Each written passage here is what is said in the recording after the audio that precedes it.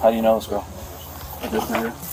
Are you? What's that? Oh, you want? That's what probably we're going to Take Can I get, what is your name? Okay. We take him out still and talk to her. Well, this, Yep. what's the line? I love you, Chloe. I am angry. This is not acceptable.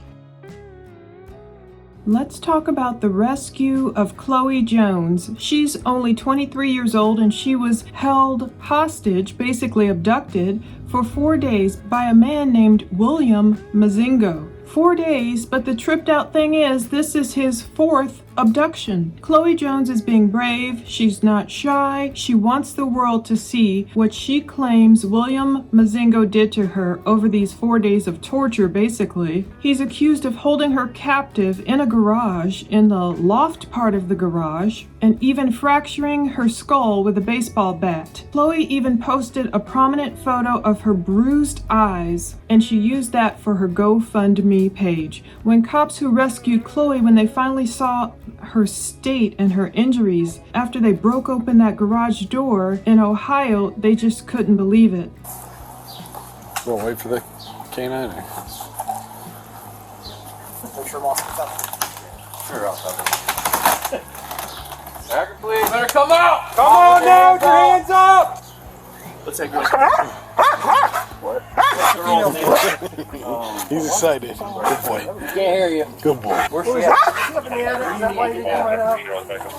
Is there a chick up there? Yeah, see on Why is she hiding? More. Right.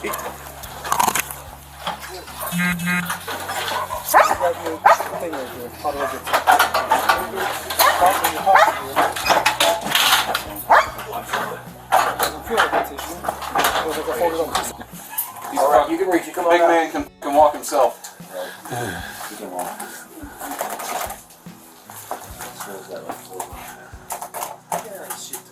Oh. Yeah. He can walk. No, he can There's no one else up there? Chloe's mom is Jessie Barnum, and Jessie was so angry when she was speaking to Fox 8 about what happened to her daughter. You can see her hand shaking. She's angry because she realized this is William Mozingo's 4th abduction. 4th abduction. Jessie even explained that Mozingo had the nerve to kind of cuddle and hug her daughter in between beating her. I mean, thank God Chloe survived to tell the tale, and it's a miracle that she even survived. In the body cam footage that I obtained from Akron, Ohio police, you can hear Mozingo has the nerve to scream out, "I love you, Chloe," when they're taking him away and they're rescuing her, as a police officer guides her off to a waiting ambulance. Now, police gave me 6 separate body cam videos. You can see there's a lot of cops out there who at first don't know what they're dealing with. At first, they got a tip from this frazzled woman who answers the door to the house. She's explaining that this guy, Mozingo, apparently he has been on parole, and I think he had paroled at that house. He wasn't supposed to be there then, from what I gather, but he did know how to get into the garage. He knew where the key was. At this point, the woman just wants police to rescue Chloe. She told them, look, kick in the door if you have to, do whatever you have to do to go in there and help this woman. The woman didn't know what was up with Chloe. She just knew Chloe's eyes were almost swollen shut. At that point, the woman tells Ohio police they can enter her home in order to get permission from her mom, the homeowner, to do whatever damage they had to do to that garage in order to rescue Chloe. You have to kick in the side door. We don't care. I don't care. My parents are here. I can't help. I just don't help this funeral. He used to live here, so he can tap into anything. But we have cameras up for other reasons. Right, I got you. You know he's in there for a I fact? know for a fact. You can kick your door. You can I kick it swear in. to God. Go ahead. Please. I don't know what's wrong with this girl. Oh, there's a girl in there with him? Yes. I told them this There's a girl in there. She's very slim. My husband said he didn't really get a good look at her. But he's yelling at her, bitch, shut the f*** up. Before I beat the living in her face. She can't see out of her eyes. Okay. So this is why I'm nervous. This is why I've been calling his officer all morning, and I don't even know if that's even You the know right thing to 100%. do. You know 100% I know they're in. 100%. How long ago did they go in there? We don't know when he got in there, but my husband and I at 1 o'clock to pull the dolly out because he has to be at work at 7:30, 7:15. So he pulled the dolly out and hooked it to the washer. That when he went out to get the dolly, that's when. Now I feel like the door's locked.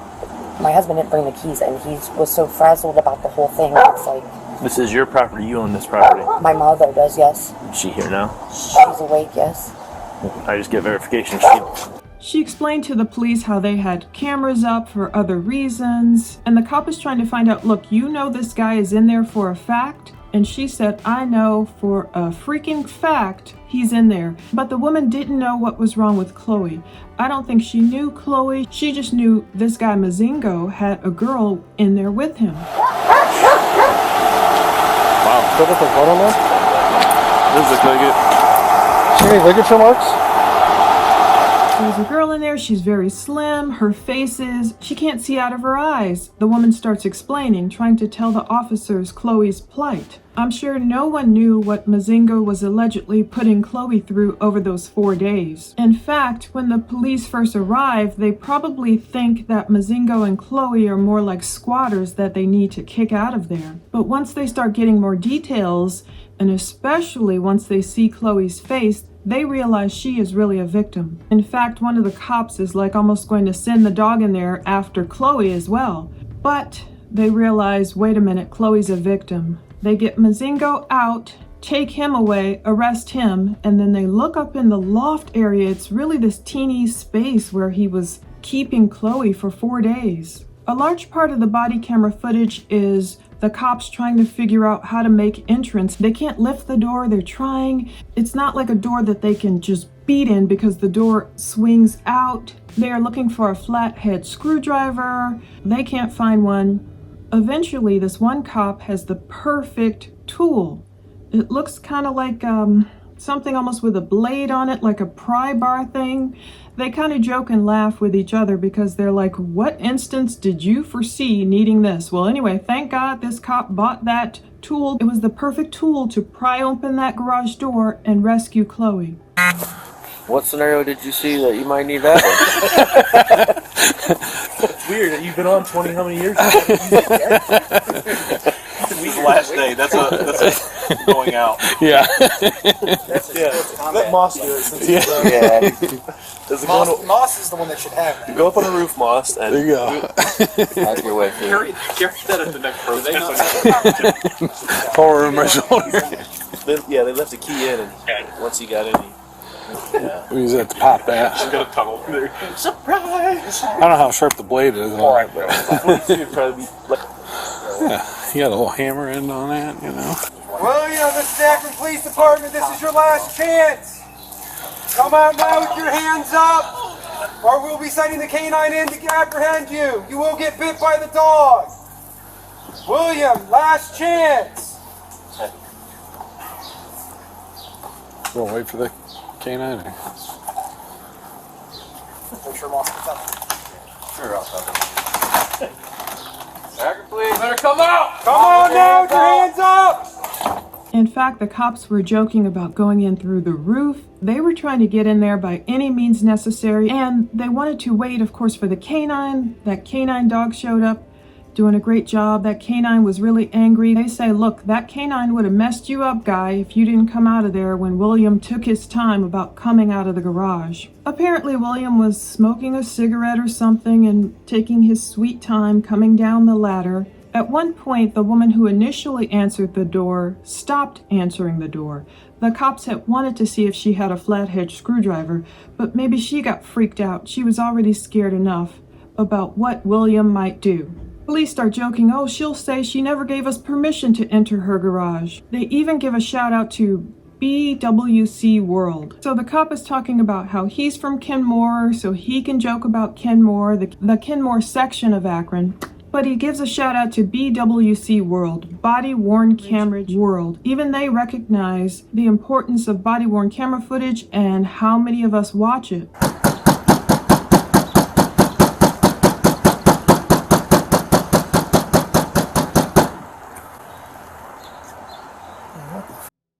This is weird. I mean, I know it's Kenmore. I'm from Kenmore, so I can say it. BWC world. But this.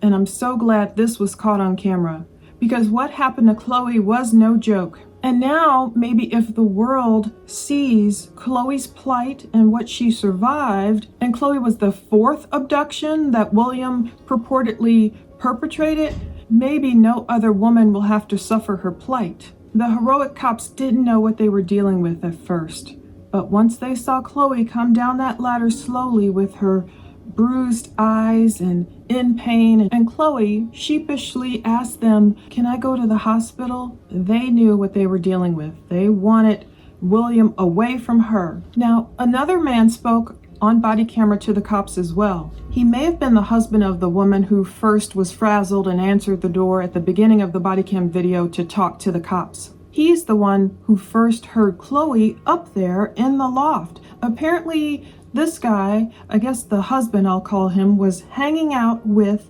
William. I think he said they were smoking a joint or something. He goes a million miles a minute trying to understand what he's saying, but he's telling the cops he heard Chloe's voice asking, "Can I come down now?" And William's trying to play it off, and the husband's like, "Wait, who was that? Did you hear something?" The husband's like, "Be quiet, I heard something." And Chloe said again, "Can I come down now?"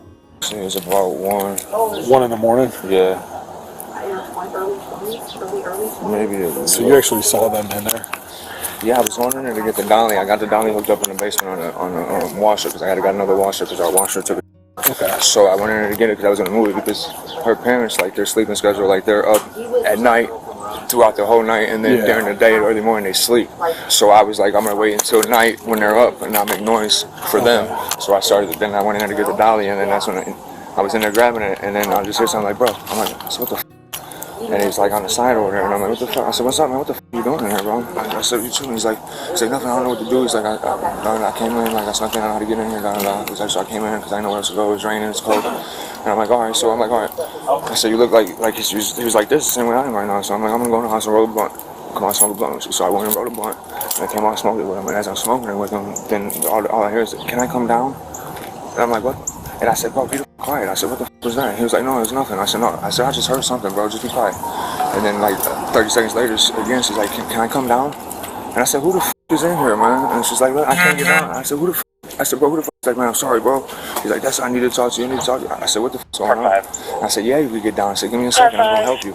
And I climbed up on the speaker, and I seen her face. I said, "Oh my f***ing God." I said, "What the f***?" And she's like, "I'm so scared, I don't know what to do." I said, "Just listen." I said, "Just grab onto me." I told her to bear hug me and wrap her legs around my waist. I said, "I'm gonna get you down. I'm not gonna drop you. And make sure you get down. You're gonna be okay." And I got her down and put her on the stool and talked to her for a second and tried to relax her. And then, like I said, that's when I went in the house and I waited a minute to her because I didn't know how to handle the situation or be able to get her safe without anybody else getting f***ed up or something. You know what I mean? That's a good friend of ours. And so then, like I said, about an hour and a half later, I told her, and then we talked about it. And I said, "Well, when I go to work, then when you take the kid to school, because we don't want them to see none of this going on, then we're gonna have." I said, "We have to make sure that girl's okay first and foremost. I can't live myself if something happened worse than what I've already seen her look like." You know what I'm saying? And then, and it's just a hard situation. I said, "That's my brother, bro. I love him." Did he say? I mean, he was just like, "No, this tripping, she act like she's about to live with me and this and the third, and she became homeless and she came with her clothes." Like, he was just saying all types of stuff. He was rambling. I think he had to be like high on his mind because he was definitely like, he was tripping. He was like tripping. And like I said, he definitely he couldn't have been in here unless he comes in at night and leaves early in the morning. Because like she said, her pops is out. He's 80 years old and he comes out here every day and does something. Like, he just put all shit on the wheelbarrow. Like, he does all types of shit out here. You know what I mean? So he's out here every day in the garage. So is the girl? How is she? She's at the hospital right now. I mean, she banged up pretty good. So and I felt so bad for her. Like, but I didn't want to like draw attention at that time and make him think something else in his head, and then like fucking on his brother could have killed me. Like, I know all types of what I was thinking, like, because he's not in the right state of mind. So that was the best thing, and I had to like make it look like I wasn't about to, so he wouldn't get all panicky and then actually, you know what I mean, on both ends. And so I get you. So that's why it took so long for me to to call? For me to even say anything to her. Okay. And what time did you go to work today? I went to work at 6:30. 6:30? Yeah. And my boss is right there. I really got to go. Okay. So if you guys need anything else from me, that's where I work and that's my number. Okay. And yep, I'm there. So, okay. All right, thank you. Now, that was about 5 hours before cops were alerted. The husband didn't want to trigger William. He didn't want him to do something drastic, a knee-jerk reaction, and harm Chloe even worse than he had already harmed her. But Chloe was rescued on Monday, October 16th, 2023. And a week later, Chloe's brave enough to speak out. She spoke out to Fox News wearing a hoodie to still protect her healing skull, which was fractured. And she is speaking out to warn other young women about men like William Mozingo. It was petrifying. What's not clear is how Chloe met William. William was mumbling something to police about just meeting Chloe, and then he's claiming he loves her as he's carted off away to jail. But Chloe mentions something about warning other people, other young women across America, not to get into a car with someone you don't know, or just maybe know them through a friend of a friend or something. You can see my face. It's, I wouldn't wish this on anybody. But this 23-year-old wants everyone to hear her story. And I want to tell, like, the young girls from, across America, like, it's not safe to get in, cars with people you don't know or meet up with friends through friends. Chloe thought William Mozingo was harmless and that he would just give her a ride home, so she accepted the ride. But apparently he didn't take her home. He carted her off to this garage, into the shed/garage, whatever it is, looks like a garage to me, and locked her inside and forced her, I guess, to get up on that loft area, that small area. Chloe said it was terrifying. She said being in fear for your life countless times. She said she couldn't even count how many times he threatened her life. So during those 4 long days, Chloe suffered physically, being hit with a baseball bat. She said she had gasoline poured on her. She suffered mentally, thinking she might never see her son again, her little young son. But that's one thought that helped keep her alive. She said thinking of her son kept her alive. She said she thought about her son every day. She would see his face in her head every day. Can you imagine? It was terrifying, like being in fear for your life, like countless of times I can even count of like how many times he's threatened my life. Mentally, taunting her with the idea that she'd never be able to see her 4-year-old child again. What got you through? My son did. I thought about him every day.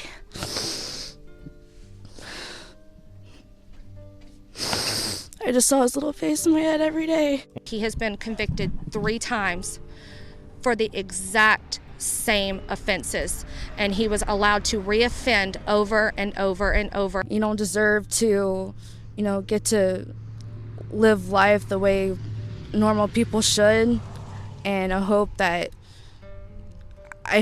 there is something that will come to light for him. Chloe apparently was forced to urinate on herself. She wasn't allowed to go off to the bathroom or other places. And thank God that guy finally heard Chloe's voice. I'm glad she was brave enough to speak out, to say, "Can I come down now?" Because she knew perhaps there was another guy out there who would help her. So thankfully the cops were tipped off. That is why you'll see the body cam footage began around 9 a.m. or so. Even though Chloe's voice may have first been heard by the husband about 5 hours earlier, he explained he was waiting, biding his time, trying to play it off, not triggering William, not rushing off to call 911 right there. But can you imagine Mozingo pouring gasoline allegedly on Chloe, and thank God he didn't set her on fire. So now that Mozingo has been arrested and charged with abduction and other serious charges, I did research into his prior convictions after Chloe's mom is saying, look, this isn't this guy's first time. Chloe's mom is speaking out about her daughter just being the 4th abduction. Chloe's mom said, "I'm angry and this is not acceptable." Meanwhile, while the other victims Of course, it's their right to just stay private, stay under wraps. I am really proud of Chloe for going public. She wants the world to see her injuries, and that's why I'm grateful for these body cam videos, for Chloe's postings, for Chloe going on the news while she's still healing. It's very important what she's doing, because this way it can't get swept under the carpet, or it's not just some random court papers article where people can't see a pattern. Once you see the video footage and you see what actually happened. Why don't you have a seat right there on that stool? I got it. Make sure you sit down.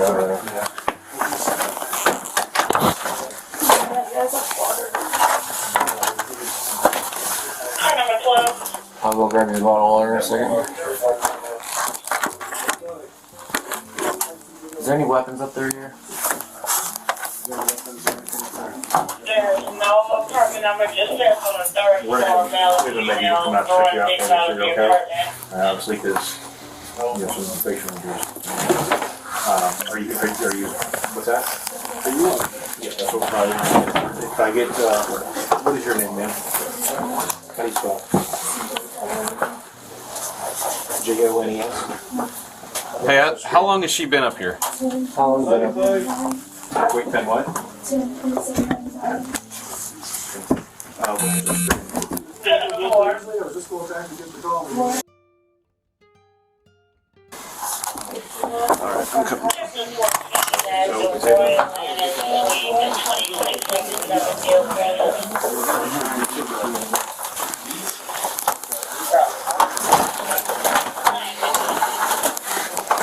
Are you hurt anywhere else other than your face? You don't have to undress in front of me. That's the hospital can check you there, but you don't have his bag there. Once you see the actual body cam footage and you see Chloe's desperation and where he had her and what the cops had to do to get to her, it really brings her story to life. Now, Plunder True Crime has already donated to Chloe's GoFundMe. I put the link to her GoFundMe below, and we'll read what it's for at the end of this video. And I will also donate more to Chloe's GoFundMe from the proceeds of the bodycam videos, which are over on my Patreon account. I split the 6 videos up into 2 separate videos, and they're kind of condensed, so they're not too long. I kind of sped through the portions where the cops turn their bodycam audio off. So of course all the necessary redactions are there. The legal redactions, such as going into a home when cops actually enter the home, that part is blurred when they're getting permission from the homeowner to breach the garage. But the garage itself is not blurred, thankfully, so you can see the tiny spot where Chloe was kept against her will. Now that we know Chloe has survived Mozingo's 4th abduction, let's go over his previous abductions. So there's an article from July 27th, 2017 from the Canton Repository. It details Mozingo's previous antics when this off-duty Canton police officer, he was working a side job in Walmart. You gotta love these cops. They're working part-time jobs, Walmart, and protecting the public everywhere. This cop arrested Mozingo for holding a woman at knife point the evening prior. She had fled to the restroom trying to get help. William Mozingo, who was then only 27, so this was back in 2017, he refused to let this woman leave his side, so he's threatening her, he has the knife, but she is able to thankfully sneak off into the bathroom without Mozingo. That's where she made a phone call for help. Officers believe that woman knew Mozingo somehow, and police had already received a different call about this woman being held against her will, according to Lieutenant John Bosley of the police department's patrol division. It was Sergeant Steve Meyer was the one who was working the part-time job at Walmart. He spotted William Mozingo and took him into custody.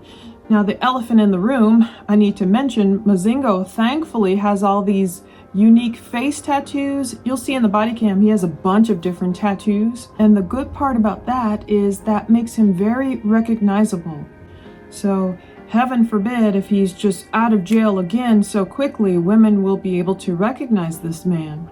Back then, back in 2017, Mozingo was arrested at 8:18 p.m. on a Wednesday night. at the store, and he was held in jail on a felony abduction charge, according to Stark County records. Now, records from the Ohio Department of Rehabilitation and Correction show back then in 2017, Mozingo was already in trouble. He was already on parole because he had already served time for a different abduction with a judicial sanction in Adams County, which is in south central Ohio. It borders Kentucky.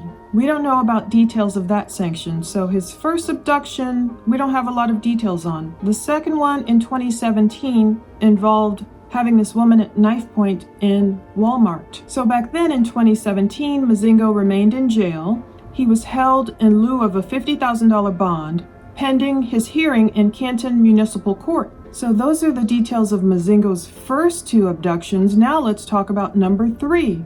There's an article in the Akron Beacon Journal from April 19th, 2019, which details Mozingo's third alleged abduction, and this one sounds even worse. This one also lasted 4 days, just like Chloe's 4-day abduction. The Beacon Journal says that at this point in 2019, when Mozingo was arrested again for the third abduction, he had just gotten out of jail. He had only been out of jail for less than 4 months when he was in trouble again. He was accused of once again abducting a woman, this time beating her and holding her against her will. Thankfully, that woman was able to escape as well. He's William Mozingo Jr. At this point in 2019, he was 29 years old. That's why he's 33 now, 4 years ago. He remained behind bars for a time in Stark County in 2019 for felonies involving this new victim in 2 different counties, in Carroll County and Stark County. So the Stark County court records are showing that on April 4th, 2019, he beat his 29-year-old ex-girlfriend, tried to strangle her, and at some point even put a knife to her throat. The court records show that Mozingo restrained this woman and would not let her leave for 4 days. So Canton police were able to talk to this woman on April 8th, 2019. Then warrants for Mozingo's arrest were issued the following day. That's what Katie Gilbert said. She was the deputy chief counsel for the Canton prosecutor's office. So back then in 2019, police investigators were still trying to piece together how it all happened. How just a few days after that, the victim came to be in an abandoned house on Cobbler Road in Carroll County with the man who was accused of abducting her in Canton. It is confusing, and it is another vacant space. I guess he took this woman. So Carroll County court records show that Mozingo was accused of felonious assault and aggravated trespassing in connection with an incident involving the same victim on April 12, 2019 at the Cobbler Road house. So there was a 23-year-old relative of Mozingo who lives on Vince Avenue Southwest in Canton who was also cited for some type of misdemeanor aggravated trespassing charge for being inside the house, but this person was not jailed. But back then, reporters were not clear, neither am I, on what happened between April 12, 2019, when this victim was reportedly inside the abandoned house, and then 3 days later, when Mozingo turned himself in Carrollton. So back then, the case remained under investigation. The initial report that was filed with the Carroll County Sheriff's Department shows that the incident happened at 7 p.m. on April 10, 2019, and it wasn't reported for 2 days. I know when it comes to this type of assault or alleged crimes, people get freaked out, I'm sure. But this victim was found lying in the road at 10:52 p.m. on April 12, 2019. A passerby found her, so she escaped somehow, and deputies believe she just was able to just make it to the road and I guess collapse. She sounded like in a really bad way. They'll talk about her being topless and inebriated. So the deputy who was called to the scene said the victim was topless. She was lying along the side of the road in the eastbound lane in the 3100 block of Cobbler Road.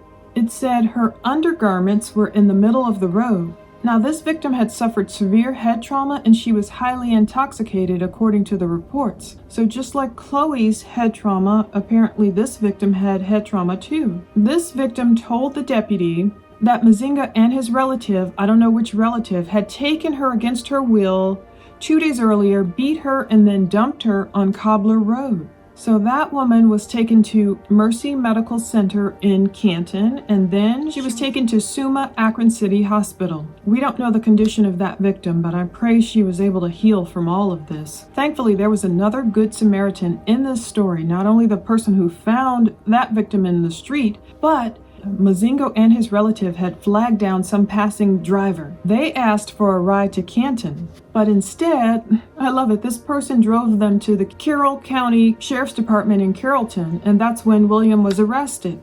I love whoever this person was, picking up hitchhikers. I don't know how the person knew to take Mozingo to the Sheriff's Department, but they did, and that's where Mozingo was arrested for that particular offense. So back then, Carroll County court records in 2019 are showing that Mozingo was jailed on charges of felonious assault and aggravated trespass. There was an additional domestic violence charge against Mozingo back then, and it said back then a grand jury can tack on or determine additional charges. So back then, Stark County jail records show that Canton police went to Carroll County around 1:30 p.m. one afternoon. They brought Mozingo back to Stark County. They arrested him on those initial April 9th, 2019 charges. He had Canton warrants charging him with the April 4th, 2019 incident. So he was jailed on kidnapping and felony domestic violence charges and a parole violation. Back then, I guess prior to extradition, he had remained in the Stark County jail, held without bond. The article claims that before this April 4th, 2019 incident, and his arrest in Carroll County back then, he had already been to prison twice for kidnapping, it claims. So they're talking about the Adams County charge in southern Ohio, and the second time for kidnapping in Canton. And then when the 2019 charge happened, he was still on parole for the 2017 incident, when those felony domestic violence and kidnapping warrants were issued. But eventually he got out. The Ohio Department of Rehabilitation and Correction shows that Mozingo was let out on Christmas Eve.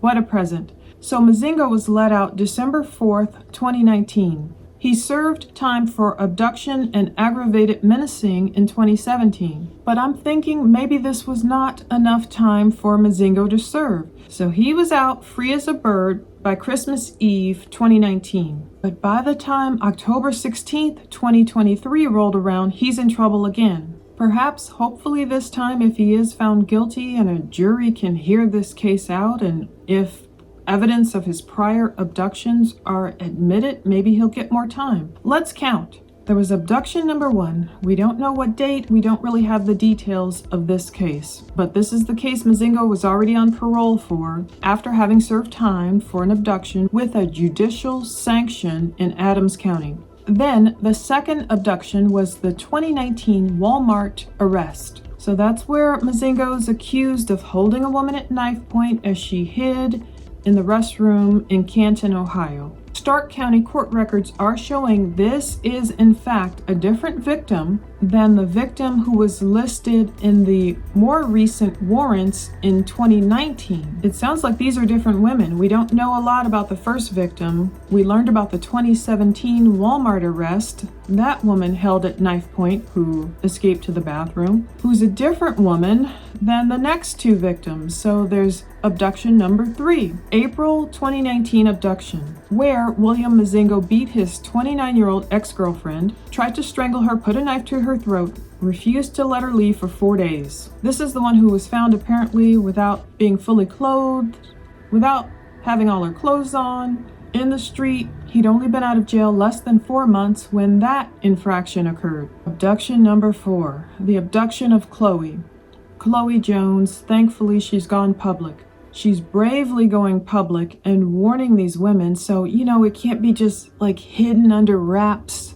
That's the good thing about being able to report on true crime, so others can be warned. Other women especially can be warned against this man who truly seems like a menace to society, who needs to stay behind bars and get some type of help. In the Bodycam videos, they talk about what substances he might be on. They give you more details about his desperation and then the fear of him and everything. And it's good to see because it's good for the public to know this stuff.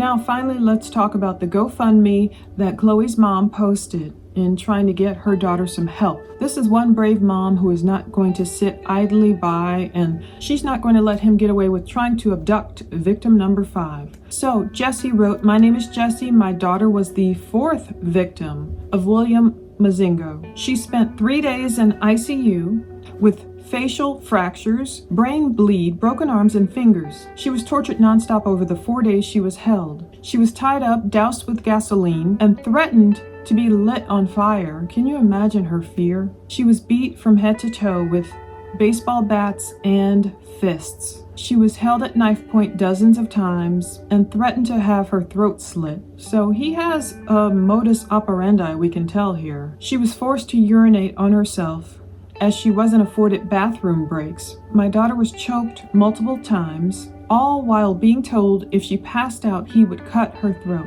He wanted her awake and fully able to comprehend everything he was doing to her. My daughter is covered in massive bruises, the size of my hand, all over her body, and part of her face is paralyzed. The worst of it is the emotional damage that will far outlast the physical injuries. My daughter never thought she was getting out of that shed. She succumbed to accepting her death. She will never be the same. Her life as she knew it is over." Chloe's mother, Jessie, continued, "There was no reason why this man should have been on the streets. He has proven time and time again that he will offend again. They knew he was going to take another victim, and the justice system did nothing to prevent it. He only waited 4 months, or less actually, between being released from prison after his second victim to take another one. I hold our justice system accountable," she said. "This is not acceptable. I will not rest until there are actual charges made. I'm going to scream from the rooftops until then. We're hoping to get any help we can for her to sustain her while she recovers, both physically and mentally. This will no doubt be a long road, but my daughter is a fighter. We will get through this." She wrote, "Thank you in advance, heart, family, and friends." Her daughter does appear to really be a fighter. And of course, in no way am I saying every victim needs to come out as boldly and bravely as Chloe is doing. You know, I get it. Some people, they don't want to face the media. They don't want to face the public, and that's their right to heal in private. No one deserves what happened to Chloe and these other victims. I'm just grateful Chloe is putting her injuries out there, putting herself out there to warn other women, young women, because we don't know how much time Mozingo will get. We want everyone to be able to be contrite, be healed, be clean, not act this way anymore, be saved. At the same token, we don't want repeat offenders to keep getting out, doing a short stints of time, and then harming someone else. Proverbs 9:10. The fear of the Lord is the beginning of wisdom, and knowledge of the Holy One is understanding. So I'm praying for Chloe. Please visit all the links below to learn more about her case, her plight. I'm just kind of amazed. She was held for 4 days. It was William's alleged 4th abduction. Another woman was held for 4 days. We don't even know what his other victims went through. But the least we can do is tell Chloe's story, warn the public about this man, and keep track of his case and hopefully see justice take its course. God's justice. Thank you so much for watching.